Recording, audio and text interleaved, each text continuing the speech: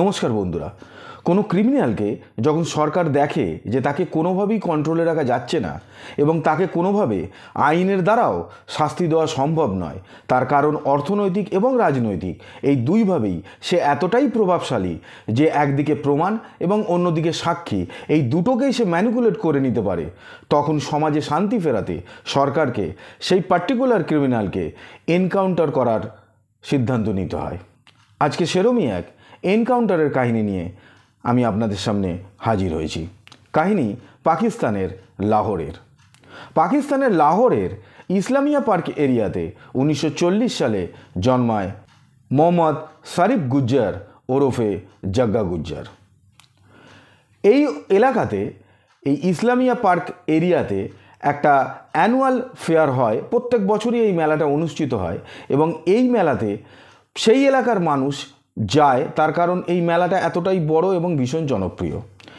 সেরকমই একদিন গুজ্জার তার বড় ভাইয়ের সঙ্গে পৌঁছয় এই মেলাতে।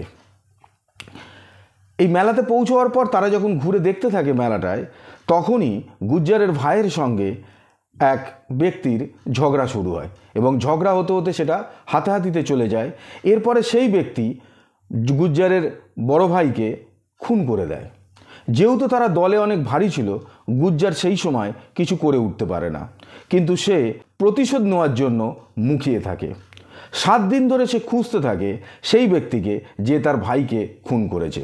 8 দিনের মাথায় যখন সে খুঁজে পায় সেই ব্যক্তিকে, রাস্তার মধ্যেই নৃশংসভাবে তাকে খুন করে। এটা ঘটনাটা 1954, মানে গুজ্জারের তখন বয়স মাত্র 14 বছর। এরপরে কিন্তু সে সেখান থেকে পালায়ও না, ফলে আশেপাশের লোকেরা এসে ওকে ধরে নেয়, পুলিশে খবর দেয়, পুলিশ অ্যারেস্ট করে নিয়ে চলে যায় এবং এরপরে শুরু হয় তার জেলের কাহিনী। জেলে গিয়ে সে জানতে পারে যে অ্যাকচুয়ালি তার ভাইয়ের খুনি হিসেবে যাকে সে খুন করেছে সে একজন ভাড়াটে খুনি। এর পেছনে আসল যে লোক আছে তার নাম আচ্ছা শুকরবালা। এই আচ্ছা শুকরবালা ওই এলাকার এক সব বড় মস্তান গুন্ডা এবং এর প্রতিপত্তি প্রচণ্ডভাবে বেশি, তার কারণ পশ্চিম পাকিস্তানের গভর্নর আমির মোহাম্মদ খানের হাত রয়েছে এর মাথায়। ফলে এই এলাকায় আচ্ছা শুগার দাপিয়ে বেড়ায়। জেলে বসেই সে প্ল্যান করে আচ্ছা শুগারকে মারার জন্য। সেই মতো সে একটা টিম তৈরি করে জেলের ভেতরে বসেই, যাতে আচ্ছা শুগারকে মার্ডার করা যায়। অ্যাটাকও হয় আচ্ছা শুগারের ওপর, কিন্তু তার কপাল ভালো থাকায় সে ইনজিওর্ড হয়, কিন্তু খুন হয় না। তার সাথী যে দুজন ছিল তারা মারা যায়। এরপর 1968 জানুয়ারি মাসে গুজ্জার জেল থেকে বেরিয়ে আসে এবং জেল থেকে বেরিয়ে আসার পর তার গ্র্যান্ড ওয়েলকাম হয়। তার কারণ ততদিনে আচ্ছা শুগারেরও প্রভাব অনেকটা কমে গেছে, কারণ গভর্নর চেঞ্জ হয়ে গেছে। গুজ্জার বেরিয়ে আসার পর তাকে সবাই মাথায় তুলে নাচতে শুরু করে, তার কারণ যারা বদমাইশ বা গুন্ডা আছে তারা নতুন বস পেয়ে যায়। তার কারণ 14 বছর বয়সে নৃশংসভাবে খুন করে যে জেলে গেছে, সে জেল থেকে বেরোবার পর সেরকমই গ্র্যান্ড ওয়েলকাম হয়।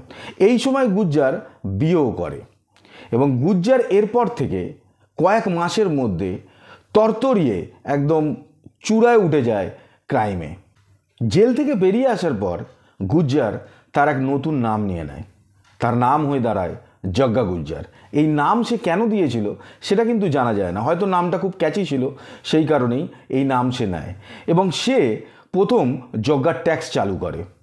ওই ইসলামিয়া পার্ক এরিয়াতেই যে বুচার কমিউনিটি আছে তাদের ওপরে ফরমান জারি হয় যে তারা যতগুলো পাঁঠা কিনবে বিক্রি করার জন্য তার উপরে 1 টাকা করে ট্যাক্স দিতে হবে গুজ্জারকে, এবং এই ট্যাক্সের নাম হয় জগ্গা ট্যাক্স। এরপরে শুধুমাত্র এই বুচার কমিউনিটি নয়, সব জায়গাতেই এই জগ্গা ট্যাক্স ছড়িয়ে পড়ে। যদিও মানুষ কিন্তু গুজ্জারের সমর্থনে ছিল, তার কারণ জগ্গা গুজ্জার কিন্তু বিভিন্নভাবে মানুষকে হেল্পও করতো। ধরুন কারুর মেয়ের বিয়ে দিতে হবে, কারুর লোনের টাকা শোধ করতে হবে, এই সমস্ত বিভিন্ন রকমভাবে সে কিন্তু এলাকার মানুষকে সাপোর্ট করতো। ফলে তার একটা কিন্তু রবিনহুড একটা চেহারা সমাজের সামনে বেরিয়ে এসেছিল। এরপর থেকে কিন্তু জগ্গা গুজ্জারের উন্নতি হতে থাকে ক্রাইমের দুনিয়ায় রমরমিয়ে। তার কারণ একদিকে তোলা মার্ডার, কিডন্যাপ, এই সব কিছুতেই জগ্গা গুজ্জার কিন্তু ওস্তাদ হয়ে উঠেছিল। সে এত দ্রুত উঠছিল যে সেটা দেখে কিন্তু পুলিশ প্রশাসনও একটু চমকেছিল। এই সময় লাহোরের ওই এলাকাতে ডেপুটি পুলিশ কমিশনার হয়ে আসে ফতেহ খান। ফতেহ খান এসে যখন দেখে যে জগ্গা গুজ্জারের এইভাবে উন্নতি, তখন সে রিয়েলাইজ করে যে একে যদি এখনই থামানো না যায় তাহলে এরপরে দেরি হয়ে যাবে এবং এর ক্ষমতা এতটাই বেড়ে যাবে যে তখন আর একে থামানো যাবে না। আর একে থামাতে গেলে একটাই পথ, সেটা হচ্ছে এনকাউন্টার। সেই মতোই প্ল্যানিং শুরু হয়, যদিও এর মধ্যে জগ্গা গুজ্জারের কাছেও খবর চলে যায় যে তাকে এনকাউন্টার করার জন্য কিন্তু পুলিশ রেডি হচ্ছে। জগ্গা গুজ্জার লাহোর ছেড়ে দেয়। পুলিশ অপেক্ষা করতে থাকে। এই সময় ওই এলাকাতে একটা জিনিস হচ্ছিল, যেহেতু কারেন্টের বিদ্যুৎ উৎপাদনে ঘাটতি ছিল, সেই কারণে এরিয়া ধরে ধরে কয়েক ঘন্টা করে কারেন্ট অফ রাখা হতো। পুলিশ এই কারেন্ট অফ রাখাটাকে কাজে লাগায়। পুলিশ সিদ্ধান্ত নেয় যে দুদিনের জন্য ওই ইসলামিয়া পার্ক এরিয়া যেখানে গুজ্জারের বাড়ি, সেই এলাকাটাকে দুদিনের জন্য কারেন্ট অফ রাখার। তার কারণ পুলিশ এটা ভাবে যে নিশ্চয়ই কারেন্ট অফ থাকলে রাতের অন্ধকারে গুজ্জার তার বাড়িতে ফিরবেই, কারণ গুজ্জার তার মাকে ভীষণ ভালোবাসতো এবং মাকে না দেখে সে থাকতে পারত না। এই খবরটা ছিল পুলিশের কাছে। এরপরে ঠিক সেই মতোই প্ল্যানিং হয় এবং দুদিন কারেন্ট অফ রাখার প্রথম দিনে কিন্তু গুজ্জার আসে না। ফলে পুলিশ প্রথমে ভাবে যে তাদের প্ল্যানটা বোধহয় ব্যর্থ হলো। কিন্তু দ্বিতীয় দিন গুজ্জার বাড়ির পথে রওনা দেয় এবং বাড়িতে পৌঁছয়, কিন্তু বাড়ির ভেতরেও ঢুকতে পারে না। তা আগেই পুলিশ তাকে এনকাউন্টার করে, কারণ চারদিক থেকে ঘিরে পুলিশ রেডি হয়েছিল গুজ্জারের অপেক্ষায়। এইভাবেই গুজ্জার 3রা জুলাই 1968 এনকাউন্টার দ্বারা মারা যায়। জগ্গা গুজ্জার মারা যাওয়ার পরে গুজ্জার ফ্যামিলি এবং আচ্ছা সুকারোলার ফ্যামিলির মধ্যে যে একটা রাইভালারি ছিল, যে এনিমিটি ছিল, শত্রুতা ছিল, সেইটা কিন্তু বন্ধ হয়ে যায় একটা অদ্ভুত ঘটনার দ্বারা।